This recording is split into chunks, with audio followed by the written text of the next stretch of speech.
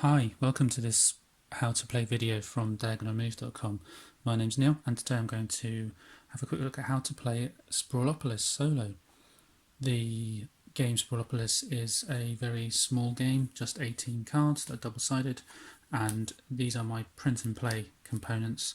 The actual game itself comes in a wallet, and I've made my own box and sleeved the cards and so on. So this is my version using the print and play components. So how does Sprawlopolis work? Well, we need to build a city, and we do that using these cards. Each card is split into 4 areas. We have the park areas, industrial areas, commercial and residential. The groups will score at the end, so if your largest group of residential is 3, that will give you 3 points at the end of the game.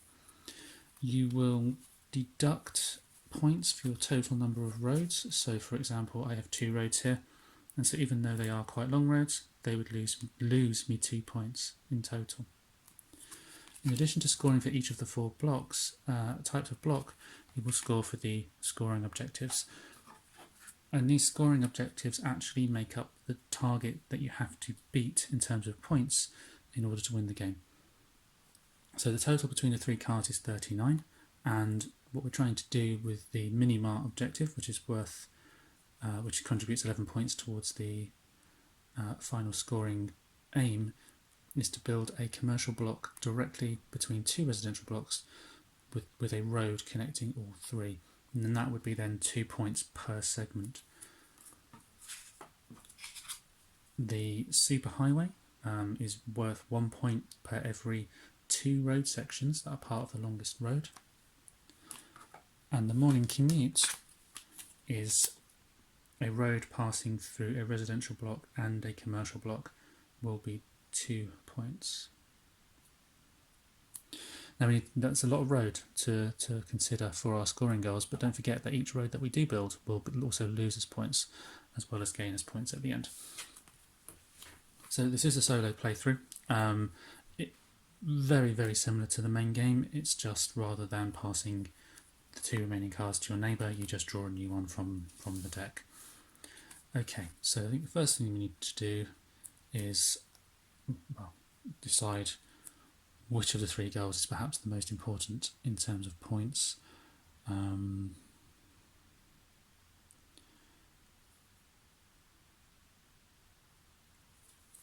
I think one that passes through a residential and commercial would be a good start. Let's place that there. I'll draw a new card into my hand and move on to the next turn. It's a very quick game, Sprawlopolis.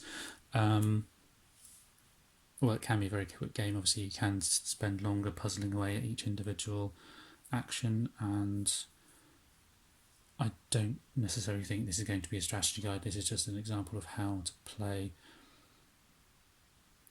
more than anything. Because the problem you have is each of these cards has at least 1, if not 2 roads on it, and if they're not connected, you very quickly rack up the negative points.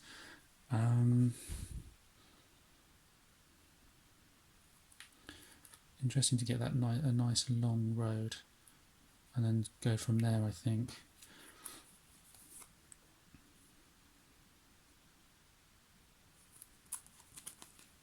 So placing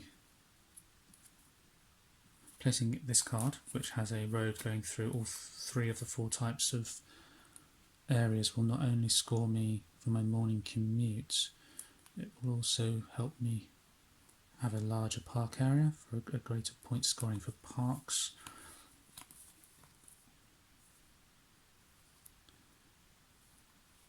And again, we can do a similar thing here, although it's a bit of a brain burner, this one. The occasional lapses into silence will mean I'm having to think about what I'm doing.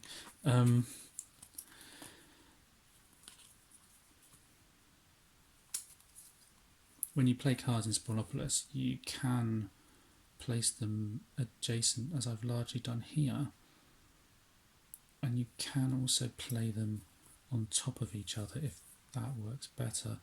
So, for example,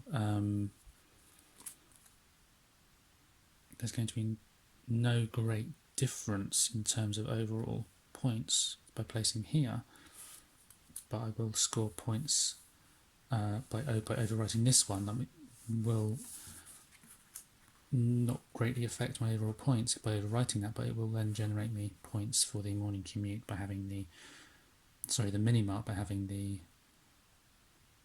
opportunity to have commercial and residential next to each other. Equally, we can let's draw a card. Equally, we can leave gaps like so that you don't have to. This gap is fine.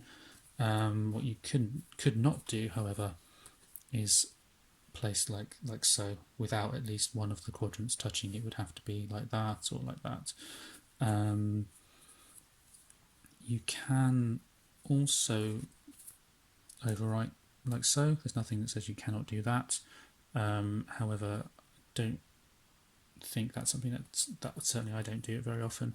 One thing you cannot do though is tuck under, so you can't slide underneath like so. You have to place on top. Gosh, this is already proving to be a challenge. And all the cards do have to go in a portrait. Sorry, they cannot go in portrait, they have to be landscape. So over time the city's going to sprawl out of the frame, I think. Let's pop that there. Okay, we're going quite quickly through this just as a demonstration of how the game works and how the city develops, and an example of the scoring. It's playing solo. It's a game that you can spend as long as you like puzzling out best placement for each of the tiles and each of the scoring objectives, and it's one of those games where the lower the score you have to achieve, the harder the game actually is. Oh gosh, what are we doing here? And when you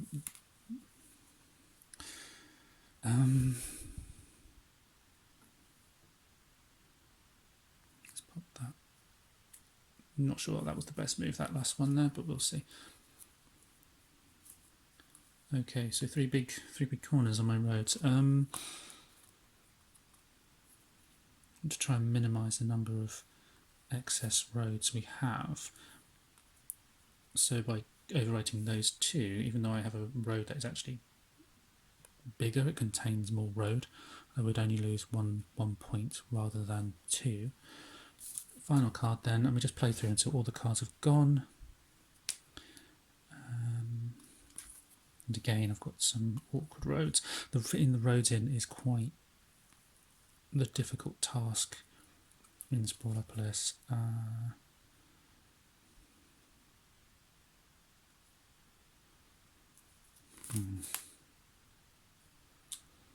This is where I want to phone a friend.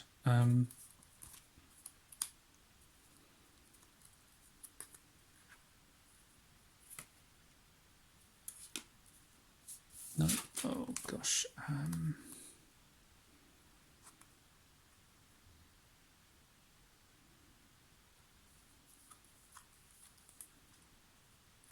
Let's do that.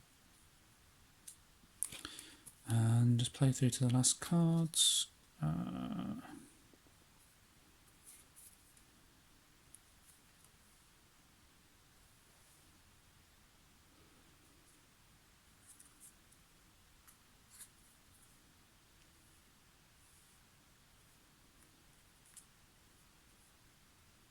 There we go. And that's all the cards played. All we need to do now is score. And so the scoring and this score pad is available from the Button Shy website. It doesn't actually come with the base game, but just helps to make things easier, helps you remember what you need to score. So for scoring card 1, which was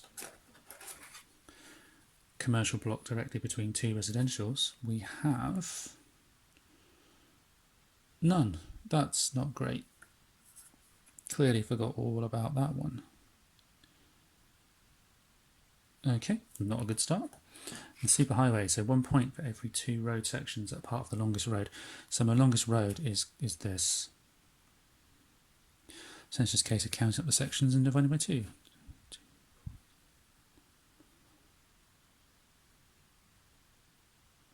It's 26, so that's 13 points.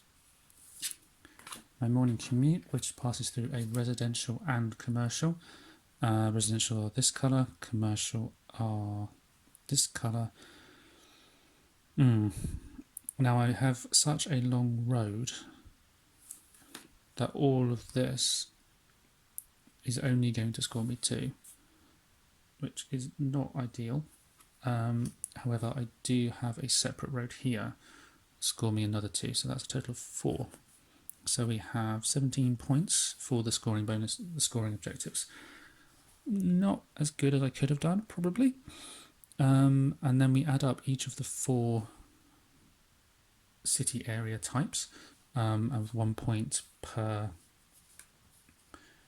card, per block. So the largest park area is 4.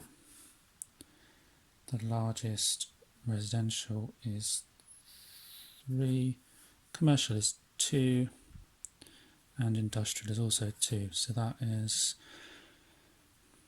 11 points. Really haven't done very well here. Now, what you have to do is take away 1 point for each road, regardless of how long the road is. So that is 1, 2, 3, 4, 5, minus 5. Which gives us a total score of 28, 23. So, not a good example of great strategy. However, hopefully that has helped you understand how to play the game and how the system works. Hope you have enjoyed this. If you have, please do like and subscribe. And even if you haven't, please do check out Sprawlopolis. It's a wonderful game from a small publisher, and I really do heartily recommend giving it a go. Thank you very much. See you next time.